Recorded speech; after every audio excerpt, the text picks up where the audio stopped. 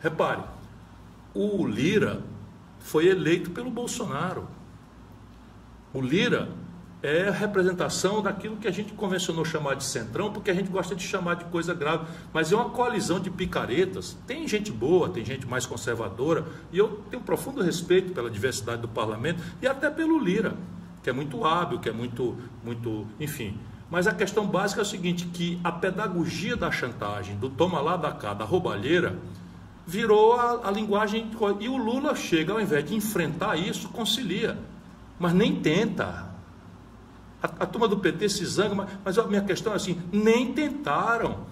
O Lira não foi eleito pelo Bolsonaro e ficou, não. Quando o Lula tomou posse, o Lira foi eleito com o acordo e o voto do PT. E apoio do Lula. E qual era a linguagem? A linguagem é essa daí. É o toma lá da cá. E aí não tem limite. O Lula fez espalhar na mídia amestrada do Brasil que vetou 5,3 bilhões de reais de emenda de comissão e que a razão do Lira estar aborrecido é porque ele vetou isso. É mentira, ou a pior das mentiras, escrevi na newsletter, a meia verdade. O Lula sancionou 53 bilhões e 400 milhões de reais de emendas. Isso é simplesmente recorde histórico. O Bolsonaro no último ano tinha aplicado 35 bilhões. 35 bilhões e nós esculhambamos isso. O Supremo Tribunal Federal, que fez vista cega para essa esculhambação, quando o Lula toma posse, nessas coisas de olhar a lei conforme a conveniência política, isso está me incomodando profundamente, o Supremo acabou com as emendas do relator, o Lula restaurou com outro nome. Percebe, irmão? Então ele veta 5,6, faz essa onda, e sancionou 53,4 bilhões de reais de emenda. Sabe qual é a consequência disso? Não é essa coisa da roubalheira e da dispersão, que em si já são muito graves. A dispersão de recursos, sabe qual é a consequência disso? É que ninguém mais se elege deputado federal no Brasil se não for atualmente deputado. Não tem mais chance de um jovem entrar, porque, no mínimo, a cooptação de prefeitos e tal, com negócio de emenda sem limite, sem controle, sem nada, para acabar roubar 20%, 15%, 30%, no mínimo é o começo. Mas a montanha de dinheiro, sabe quanto é que cada deputado manejou durante o primeiro ano do governo Lula? Cada deputado, 54 milhões de reais por deputado. Tira as exceções e vamos botar que ele tenha roubado 10%. Dá 5 milhões e 400 milhões de reais por ano.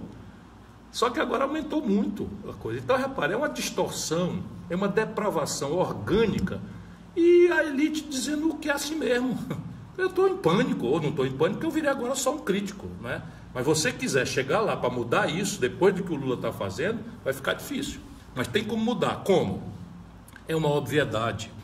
A democracia brasileira é uma democracia do século XIX. Ninguém mais no mundo pratica a democracia do século XIX, quando as distâncias eram muito grandes, não existia internet, não existia televisão, não existia comunicação. E aí você então inventou esse sistema de democracia representativa. Você vota num deputado, o deputado pega um navio, vai para o Rio de Janeiro, passa 8 dias na travessia, aí manda um cabograma para o cabo eleitoral dele para receber pelo correio depois de 3 dias, 4 dias e tal, e aí vai se fazer na estrutura representativa. Irmão, isso tudo é lixo modernamente. O mundo inteiro avançou para elementos de democracia direta quando se trata de decisões estratégicas da sociedade. Isso não é assim na China, não, isso é assim nos Estados Unidos. Eu me lembro, garoto, assim, eu fui convidado pelo Departamento de Estado americano, essas coisas de propaganda deles, e eu pedi para assistir. Eu assisti um plebiscito em São Francisco, na Califórnia, em que a proposta era de aumentar o imposto.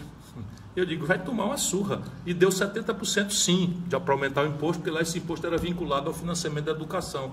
E isso é o que nós temos que fazer, está previsto na Constituição brasileira. E o que faz o Lula e o PT e os líderes da dita esquerda e do pensamento progressista brasileiro?